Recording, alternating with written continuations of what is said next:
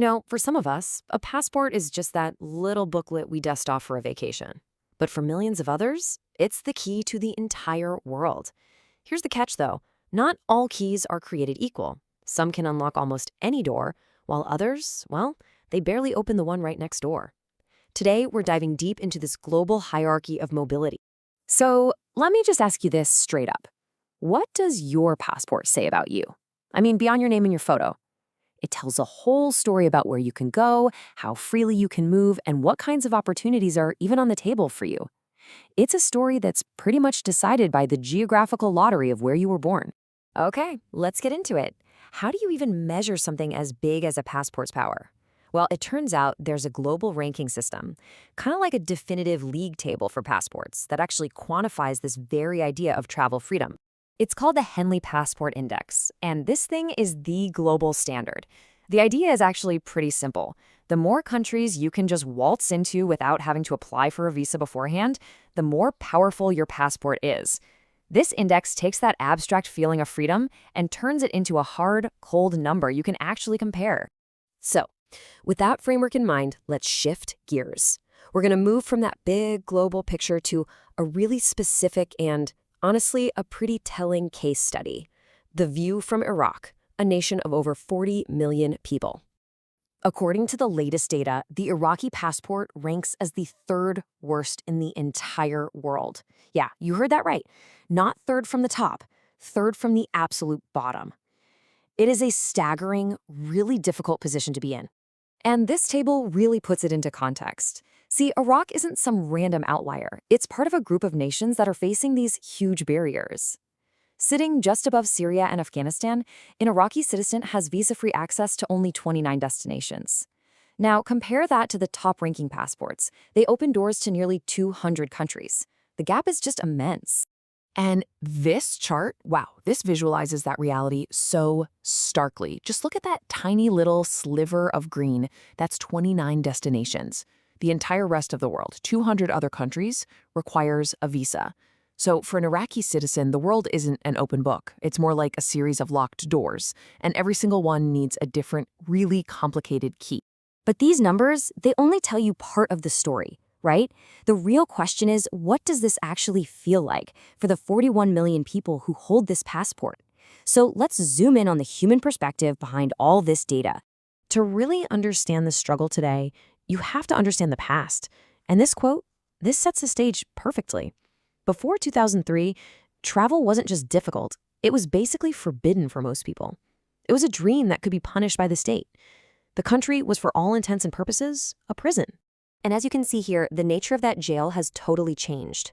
Before 2003, the bars were political. They were imposed from the inside. You could literally risk your family's home just for trying to take a trip. But today, well, travel is theoretically open to everyone. But now the bars are bureaucratic and they're imposed from the outside. The biggest challenge isn't your own government anymore, it's everybody else's. So what does practically difficult really mean?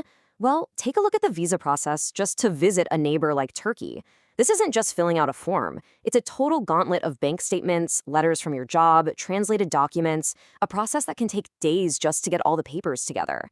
And after all of that, you have to pay a $150 fee that you don't even get back if they say no. All of this just begs one fundamental question. Why? Why is the Iraqi passport stuck so consistently at the bottom of the list?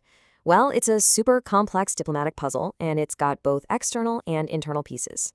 The official reasons, the external ones, are pretty much what you might expect. Decades of instability and security concerns mean that other countries are incredibly cautious.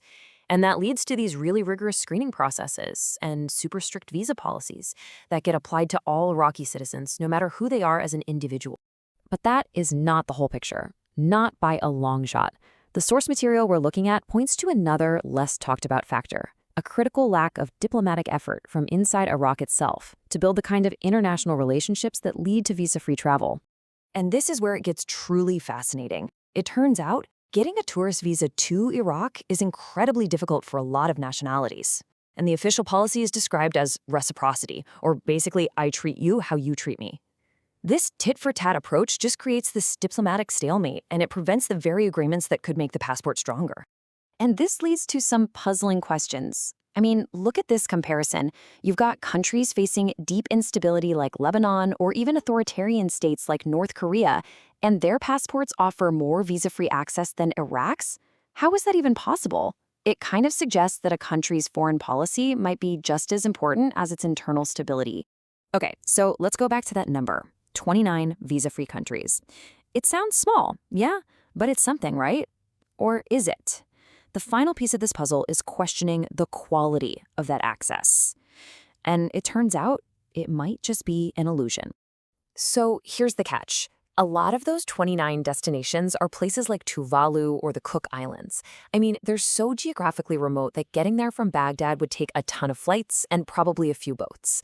And others are countries with active travel warnings because of their own instability. So just because you have theoretical access, it doesn't mean you have practical, safe, or affordable travel. Now, it's not all bleak. To be fair, there have been some recent glimmers of hope. Diplomatic ties are slowly being rebuilt. Countries like Armenia, Georgia, and Albania have recently made travel a lot easier for Iraqis with e-visas, and that shows that progress is possible, even if it's slow. And through all of this, what's the human takeaway? The author of our source material shares this really powerful reflection. The sheer difficulty of the process, the struggle to get every single visa, it actually transforms the journey itself. There's this profound sense of pride and joy in overcoming these huge obstacles, something that someone with a powerful passport might never even get to experience.